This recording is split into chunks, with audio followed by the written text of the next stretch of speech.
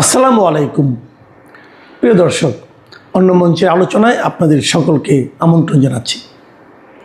আজ আমাদের সঙ্গে আমন্ত্রিত অতিথি হিসেবে আছেন মনোজ দাস বলছি। আজকে একটা খুব রোম্যান্টিক গল্প বলবো। গল্পটা প্রেম, বিচ্ছেদ, তৃতীয় পক্ষ এবং একটু তালাকের ভয়। এটা গল্প কিন্তু কোনো ব্যক্তির জীবনের নয়, কোনো ব্যক্তিকে নিয়ে নয়। বাংলাদেশ ভারত সম্পর্ক এবং বাংলাদেশের সংসদে বিএনপি সাংসদ জিএম সিরাজ সাহেব যে কথাটা বলেছেন, তিনি কি বলেছেন? বলেছেন, স্যার আপনি একটু শুভেন্দু অধিকারীকে থামান। এবং তিনি এই কথাটা বলতে গিয়ে আরও বলেছেন, ভারত আর বাংলাদেশের সম্পর্ক স্বামী স্ত্রীর মতো, ছোটোখাটো ঝগড়াঝাটি হয়, কিন্তু এখানে ডিভোর্স দেওয়াটা হওয়াটা ঠিক নয়।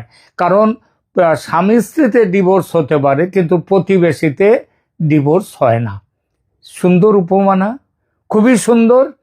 কিন্তু সিরাজ সাহেব, আপনি একটু বলুন তো, এই সম্পর্কে, স্বামী স্ত্রীর সম্পর্কে, এই দাম্পত্যে স্বামীকে আর স্ত্রীকে, এবং আরো বড় প্রশ্ন, এই সংসারে কি শুধু এই দুজনই আছেন, নাকি কোনো তৃতীয় বা চতুর্থ পক্ষ আছেন, আরো কেউ আসছেন? সেই গল্পটা আসুন আজকে সেই গল্পটাই আমরা শেষ করি। সিরাজ সাহেবের দাম্পত্য তত্ত্ব বাংলাদেশের সংসদে, ভারতের সংসদে নয়, শুভেন্দু অধিকারী পশ্চিমবঙ্গের মুখ্যমন্ত্রী। তো জিএম সিরাজ বাংলাদেশের জাতীয় সংসদে দাঁড়িয়ে বললেন, শুভেন্দু বাবুকে থামান, পুশিন বন্ধ করুন।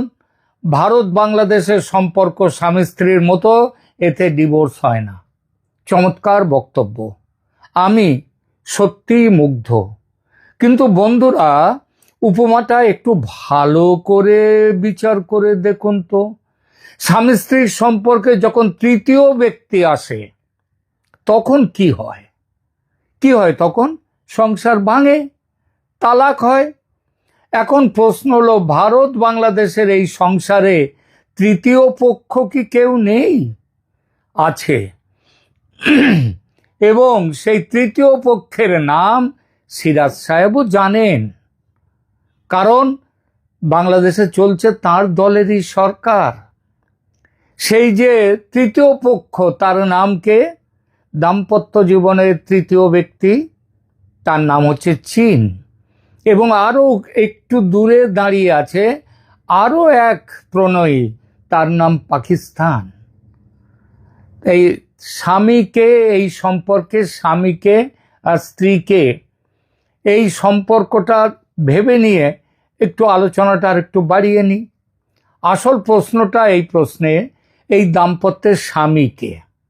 দেখুন, যে দেশ 1971 সালে অন্য দেশটিকে জন্ম দিয়েছে, 3.5 কোটি টাকার অস্ত্র দিয়েছে, সেই সময়ের 3.5 কোটি, 1971-এ 16,000 সৈন্যের রক্ত দিয়েছে, সে কি স্বামী না স্ত্রী? আমি রাজনৈতিকভাবে বলছি না, উপমার ভাষায় বলছি। বাপের বাড়ি থেকে মেয়েকে বের করে আনার খরচটা কে দিয়েছিল? ভারত। তাহলে কি ভারত স্বামী? ঠিক আছে, ধরে নিলাম, আপাতত আলোচনার জন্যে ভারতকে স্বামী ধরে নিলাম। এখন সিরাজ সাহেব বলছেন, তালাক দিও না। আমি বলছি, সিরাজ সাহেব নিশ্চিন্ত থাকুন, ভারত তালাক দেয় না।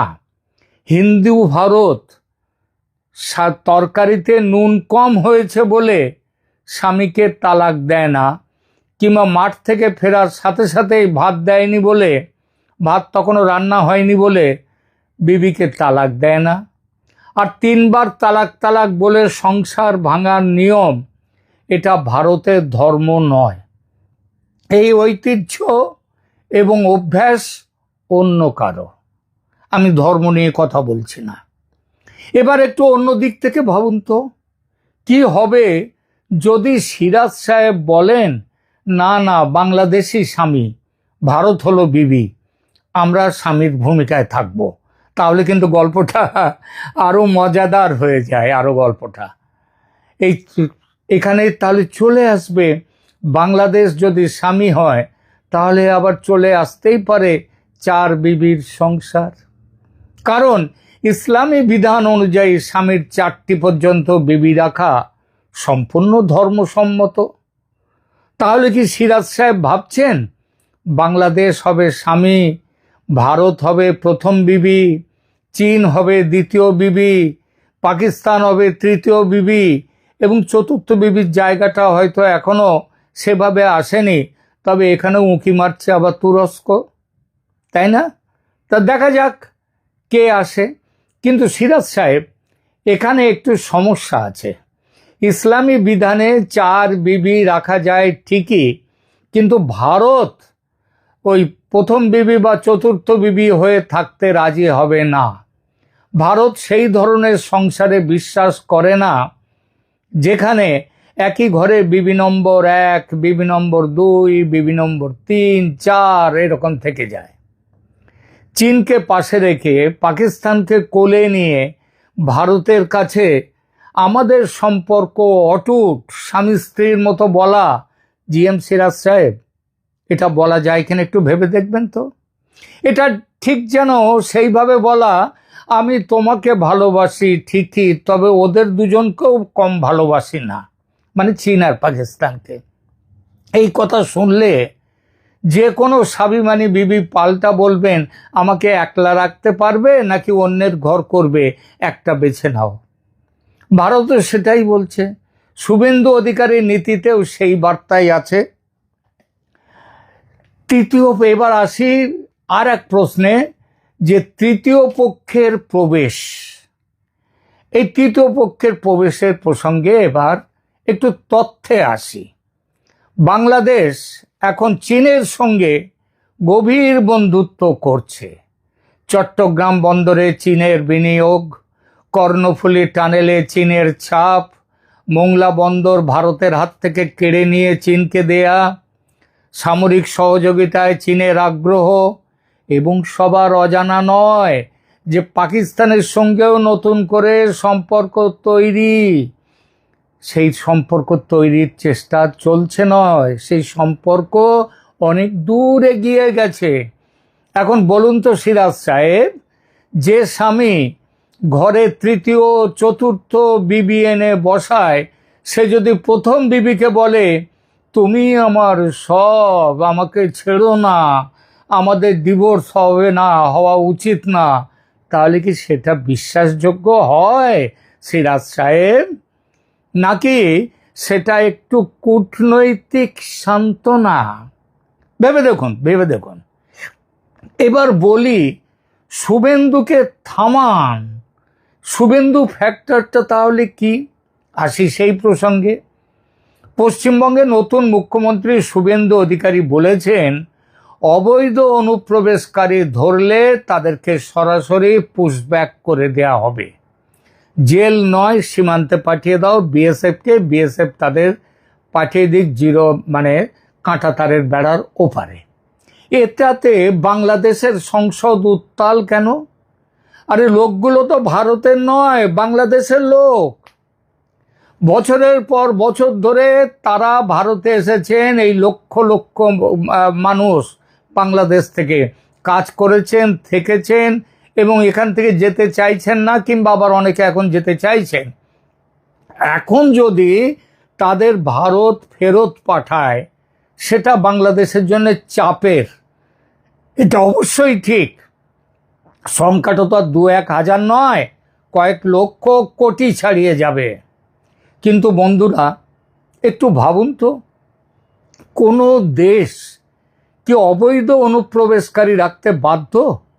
আমেরিকা রাখে না, ইউরোপ রাখে না, অস্ট্রেলিয়া রাখে না, তাহলে ভারত রাখবে কেন? শুভেন্দু অধিকারী কি কোনো বেআইনি কাজ করছেন? একদম নয়, আইনি কাজ করছেন। এবং সেই আইনি কাজকে থামাতে বলা হচ্ছে, কারণ প্রতিবেশী দেশের সংসদ থেকে বলা হচ্ছে আমাদের সম্পর্ক স্বামী স্ত্রীর মতো, এখানে তালাক হয় না, ডিভোর্স হয় না। এই তালাক ডিভোর্সের গল্পে মনে পড়ল নরেন্দ্রনাথ মিত্রের বিখ্যাত গল্প রস রস নামে একটি গল্পের কথা। তাহলে একটু সাহিত্যের কথায় আসি, তাতে বিষয়টা আপনাদের ভালো লাগবে, একটু জমবে ভালো। বাংলা সাহিত্যের অন্যতম সেরা লেখক নরেন্দ্রনাথ মিত্রের একটি বিখ্যাত গল্প আছে রস। সেই গল্প অবলম্বনে তৈরি হয়েছিল একটি অসাধারণ হিন্দি ছবি, তার নাম ছিল সওদাগর, যেখানে স্বামীর ভূমিকায় একেবারে ফাটিয়ে অভিনয় করেছিলেন বিখ্যাত অমিতাভ বচ্চন। সেই গল্পে কি ছিল? এক মুসলমান স্বামী রাগের মাথায় তুচ্ছ কারণে তার বিবিকে তালাক দিয়ে দেন। নতুন বিবি আসে ঘরে, কিন্তু পুরনো বিবির মতো সে নয়। সে রাঁধতে পারে না সেভাবে, ঘর সামলাতে পারে না সেভাবে, তার সাজুগুজু করতে গিয়েই সময় চলে যায়। তার ভালোবাসায় সেই উষ্ণতা নেই, সেই মায়া নেই, মমতা নেই। নতুন বিবি আসার পর স্বামী বুঝতে পারেন তিনি কি হারিয়েছেন। তখন পুরনো বিবিকে ফিরে পাওয়ার এক তীব্র আকাঙ্ক্ষা জন্মায় তার মধ্যে, কিন্তু ততক্ষণে দেরি হয়ে গেছে, তালাক আগেই হয়ে গেছে, ফেরার পথ নেই। ফেরার আবার যে পথটা আছে, সে পথ ওই স্ত্রী আর একজনকে স্বামী করবে, তার সাথে শয্যা ভাগ করবে, তারপর সে তালাক দিলে তারপরে আবার এর সংসারে আসতে পারবে। এটা এই স্বামীও সহ্য করতে পারেনি। এবার এই গল্পটাকে ভারত বাংলাদেশের প্রেক্ষাপটে দেখুন। বাংলাদেশ যদি সত্যি স্বামী হয়, ভারত যদি সত্যি বিবি হয়, তাহলে বলতে হবে এই স্বামী রাগের মাথায় অনেক কিছু করে ফেলেছেন, অনেক অন্যায় করে ফেলছেন। হাসিনা সরকারের পতনের পর ভারত বাংলাদেশ সম্পর্ক যেভাবে ঠান্ডা হয়েছে, ভারতীয় পণ্য বয়কটের ডাক উঠেছে, ভারত বিরোধী ন্যারেটিভ বাংলাদেশকে দখল করে নিয়েছে, হিন্দু সংখ্যালঘুদের উপর যেভাবে আক্রমণ হয়েছে, সেটা কি সেই তুচ্ছ কারণে তালাকের মতো নয়? শেখ হাসিনার ওপর রাগ মেটাতে গিয়ে রাগ মেটানো হচ্ছে না বাকি ভারতের ওপরে? এবং এখন যখন চীন পাকিস্তানের নতুন বিবি বাংলাদেশের সংসারে এসে গেছে, তখন হঠাৎ মনে পড়ছে ভারত বিবিকে যেতে দিও না, যেতে নাহি দিব। সওদাগর সিনেমার সেই স্বামীর মতো এখন হয়তো বুঝছেন নতুন বিবিরা পুরনোর মতো নয়, এবং যখনই এটা মনে পড়ল তখনই বাংলাদেশ বুঝতে পারছে কাকে হারিয়েছে, কাকে আরও হারাতে চলেছে, কিন্তু ততক্ষণে দেরি হয়ে গেছে। তাহলে আসল বিষয়টা কি? এখন একটু গম্ভীরভাবে বলা যাক। জিএম সিরাজের উপমাটা মিষ্টি, দাম্পত্য জীবন, ডিভোর্স হয় না, ঝগড়াঝাটি হয়, ডিভোর্স হয় না, কিন্তু বাস্তবতাটা তেতো। ভারত বাংলাদেশের সম্পর্ক শুধু আবেগের নয়, স্বার্থেরও। বাংলাদেশ ভারত থেকে আমদানি করে চাল, ডাল, পেঁয়াজ, ওষুধ, কাপড়, হোয়াট নট, কি নয়, সব কিছু। বাংলাদেশের যে বিখ্যাত গার্মেন্ট শিল্প, সেই শিল্পের কাঁচামাল আসে ভারত থেকে। কলকাতার হাসপাতালে প্রতি বছর লক্ষাধিক বাংলাদেশি চিকিৎসা করাতে আসেন। এই সম্পর্কটা তালাক দেওয়ার মতো নয়, সত্যিই নয়, কিন্তু সম্পর্ক টেকাতে হলে উভয় পক্ষকে সৎ থাকতে হবে। চীন বলল বাংলাদেশে হাসপাতাল তৈরি করবে, ঢাকাতে আরো অন্যান্য জায়গায় একেবারে স্টেট অফ দ্য আর্ট হাসপাতাল হয়েছে তৈরি। সেই হাসপাতাল শুরু হয়েছে, সেই হাসপাতাল তৈরির কথা ব্যাপার শুধু হয়নি, কিচ্ছু হয়নি, হবেও না। শুধু ভারতকে থামতে বলে আর নিজেরা চীন পাকিস্তানের দিকে ঝুঁকে চলবেন, এই দুটো একসাথে হয় না, চলে না। তো বন্ধুরা, সিরাজ সাহেবকে আমার একটাই কথা শেষে, আপনি বলেছেন প্রতিবেশীতে তালাক হয় না, সঠিক কথা, কিন্তু এই সংসারে কটা বিবি রাখতে চাইছেন সেটা ঠিক করুন আগে। কারণ ভারত বিবি হয়ে চীন পাকিস্তানের সতীনের সংসারে থাকতে রাজি নয়।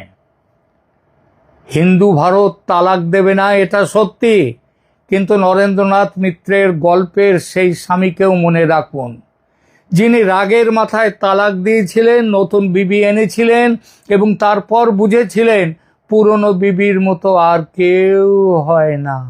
সেই প্রেম থাকে না, সম্পর্কের সেই উষ্ণতা থাকে না। সেই স্বামী তখন তার পুরনো বিবিকে ফিরে পেতে চেয়েছিলেন, সেটাও পাননি সেটা। বাংলাদেশকে সেই ভুল করতে দেবেন না সিরাজ সাহেব। এখন বাংলাদেশের সরকারে আপনার দল, চীন আপনার পেট ভরাবে না, পাকিস্তান আপনার পাশে দাঁড়াবে না। 1971 সালে ভারত যা করেছিল সেটা কি ভুলে গেছেন? ভারত কিন্তু তার জন্যে কোনো দাবি আপনার কাছে রাখেনি, আপনার জমির 1 ইঞ্চি জমি নেয়নি। এমনকি ছিটমহল বিনিময়ে 2015 সালে ভারত আপনাদেরকে 10,000 একরের বেশি জমি দিয়েছে। ভারত কখনো পরের জমি, পরের ভূমিতে কখনো কোনো দিন লোভ করেনি। ভারত সেই বিবি যার হাতের রান্না খেয়ে, যার হাসপাতালে চিকিৎসা করে, যার বন্দর ব্যবহার করে বাংলাদেশ বেঁচে আছে। তাই শেষ কথা একটাই, এই সংসার টেকাতে চাইলে ওই সতীনের সংসার বন্ধ করুন। ভারত তালাক দেবে না, কিন্তু উপেক্ষা করতে শিখতে পারে, এবং উপেক্ষিত ভারত সেটা বাংলাদেশের জন্য কতটা কষ্টের হবে সেটা একবার ভাবুন। সিরাজ সাহেব, আপনি ভাবুন, আপনার সরকারকেও বলুন ভাবতে। তালাক হয়ে গেলে তখন কিন্তু ফেরার পথ থাকবে না। বন্ধুরা, এই ভিডিওটি ভালো লাগলে লাইক করুন, শেয়ার করুন এবং আপনারা কি ভাবছেন তার মতামত দিন। চ্যানেলটি সাবস্ক্রাইব করুন। কমেন্টে অবশ্যই বলবেন সওদাগর সিনেমার সেই স্বামীর মতো কি বাংলাদেশ একদিন অনুতাপ করবে, এটাও বলবেন। দেখা হবে পরের ভিডিওতে। নমস্কার।